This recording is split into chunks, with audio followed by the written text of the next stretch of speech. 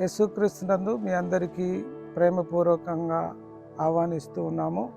కృపా సహిత వాక్కులు అనే ధారావాహిక కార్యక్రమానికి మిమ్మలను ఆహ్వానిస్తూ ఈనాటి ధ్యానం నిమిత్తము ఏర్పాటు చేయబడిన లేఖన భాగాన్ని మనము చదువుకుందాము. ఇర్మియా గ్రంథము 9వ అధ్యాయము 23-24 వచనాలలో అతిశయించుటకు కారణము, ఎవరిని బట్టి అతిశయించాలి అనే అంశాన్ని మనము ఇక్కడ చదువుతూ ఉన్నాము. అతిశయించువాడు ఎవరిని బట్టి అతిశయింపవలననగా, భూమి మీద కృప చూపుతూ నీతి న్యాయములు జరిగించుచున్న యెహోవాను నేనే అని గ్రహించి నన్ను పరిశీలనగా తెలుసుకొనుటను బట్టి అతిశయింపవలను. అట్టి వాటిలో నేను ఆనందించువాడనని యెహోవా సెలవిచ్చుచున్నాడు.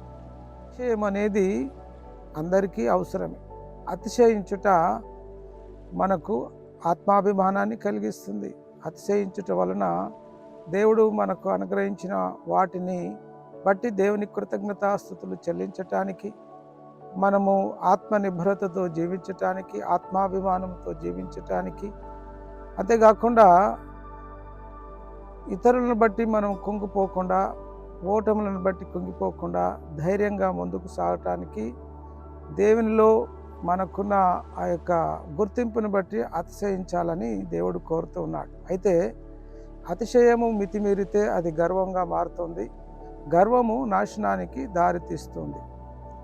కాబట్టి ఆరోగ్యకరమైన స్వాభిమానానికి అతిశయము చాలా ప్రాముఖ్యమైనది. అందుకే దేవుడు అతిశయింపమన్నాడు. అయితే వేటిని బట్టి అతిశయింపవాలో, వేటిని బట్టి అతిశయింపకూడదో బైబిల్లో స్పష్టంగా మన కొరకు నమోదు చేయబడినది. మనము దేనిని బట్టి అతిశయించాలి అంటే, దేవునితో మనకున్న సంబంధాన్ని బట్టి అతిశయించాలి. ఎప్పుడైతే యేసుక్రీస్తులో దేవునితో మనము ఒక సంబంధాన్ని కలిగి ఉన్నాం, ప్రేమ సంబంధాన్ని కలిగి ఉన్నాం, ఆ యొక్క దేవుని కుటుంబ సభ్యులుగా, దేవుని బిడ్డలముగా ఆ తండ్రి అయిన దేవునితో మనము సత్సంబంధాన్ని కలిగి ఉన్నాము గనక ఆయన సముఖములో ప్రవేశించటానికి, ఆయనను అబ్బా తండ్రి అని పిలవటానికి మనకు దేవుడు అనుగ్రహించిన ఆ యొక్క స్థాయిని బట్టి, ఆ స్థితిని బట్టి మనం అతిశయించాలి. అందుకే యేసుక్రీస్తునందున్న వారికి ఏ శిక్షా విధి లేదు. వారు మరణంలో నుండి జీవంలోనికి దాచి ఉన్నారు. నిత్య జీవంలో ప్రవేశించాము.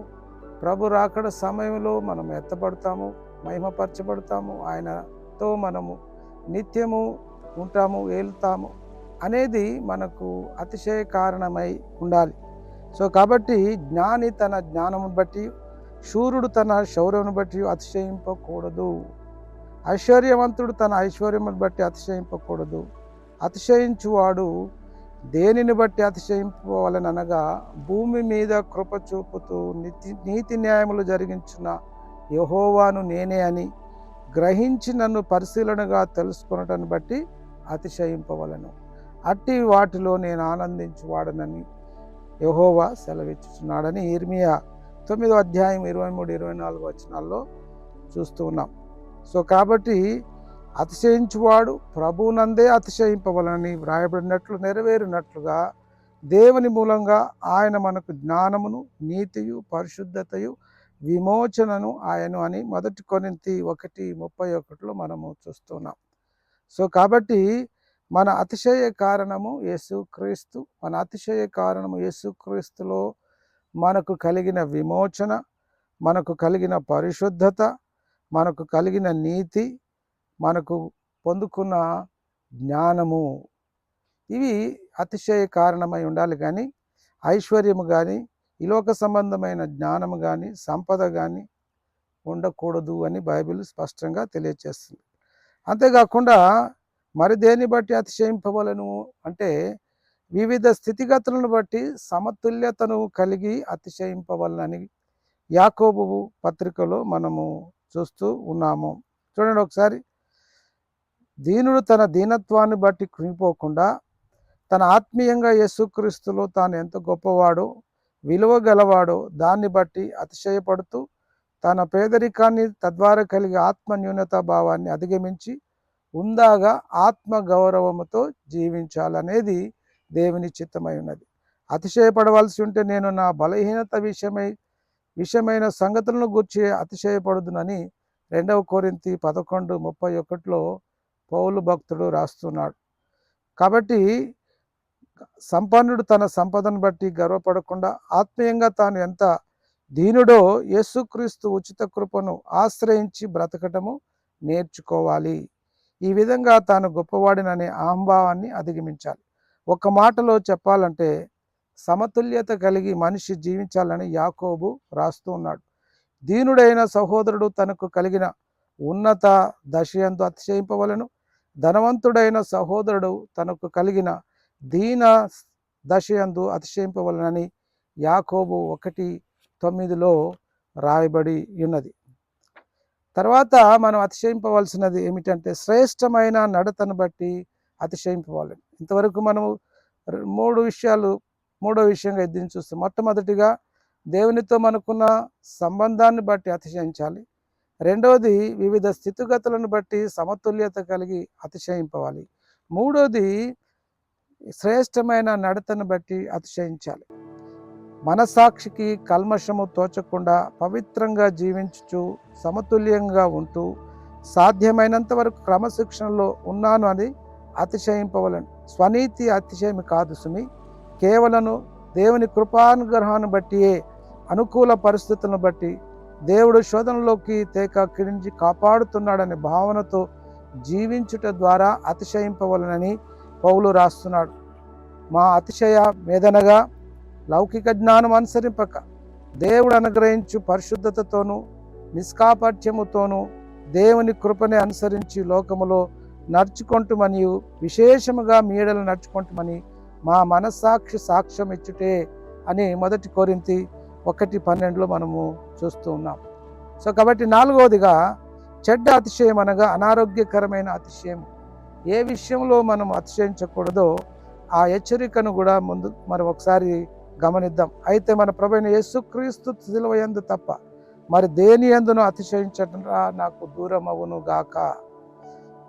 గలతీ 6:14 ఇప్పుడైతే మీరు మీ డమ్మముల యందు అతిశయించుచున్నారు, ఇట్టి అతిశయం అంతయు చెడ్డది అని యాకోబు 4:16. అంటే గర్వించటము, ఎదుటి వాళ్ళ కంటే మనం మెరుగుగా ఉన్నాము, ఎదుటి వారి కంటే మనం ఉన్నత స్థితిలో ఉన్నాము అని మనకున్న గొప్ప స్థితిని బట్టి ఇతరులను తూలనాడటము, కించపరచటం అనేది అది వృధాతిశయము, అది చెడ్డ అతిశయము. ఇంకొకటి మన అదృష్టాన్ని కొనియాడుతూ లేకపోతే పూర్వజన్మ సుకృతమని, మా పితరుల యొక్క గొప్పతనమని, ప్రార్థనలని వాటి అన్నిటికి కూడా విలువనిస్తూ దేవుని కృపకు మనము విలువనివ్వకుండా, దేవుని కృపను అనుగ్రహాన్ని మనము పరిగణలోకి తీసుకోకుండా ఉంటే అది చెడ్డదైన అతిశయం. మనం ఏమై ఉన్నామో అదంతా కూడా దేవుని కృపనే అనాలి. అదృష్టం అనే మాట మనం వాడకూడదు, ఎందుకంటే మనలో గొప్పతనం ఏదీ లేదు. సమస్తము దేవుని కృపానుగ్రహం వలనే మనం పొందామని చెప్పగలిగితే అది దేవునికి మహిమ కలుగుతూ ఉంది. అది అది ఉచితమైన అతిశయముగా మనము తీసుకోవచ్చు. మనకు అది నిమ్మలాన్ని కలిగిస్తుంది.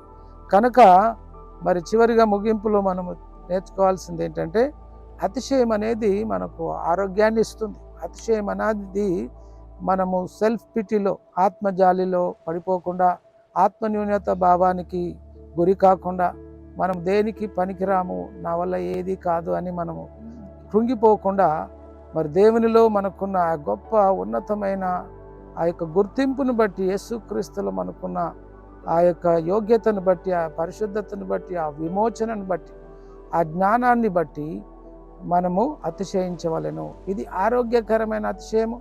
ఇది దేవుని అనుగ్రహం వల్ల పొందినది. ఇది మనల్ని ఆరోగ్యవంతులుగా చేస్తుంది. కానీ గర్వించి ఇతరులను తూలనాడుతూ మన గొప్పతనమే అని, మన యొక్క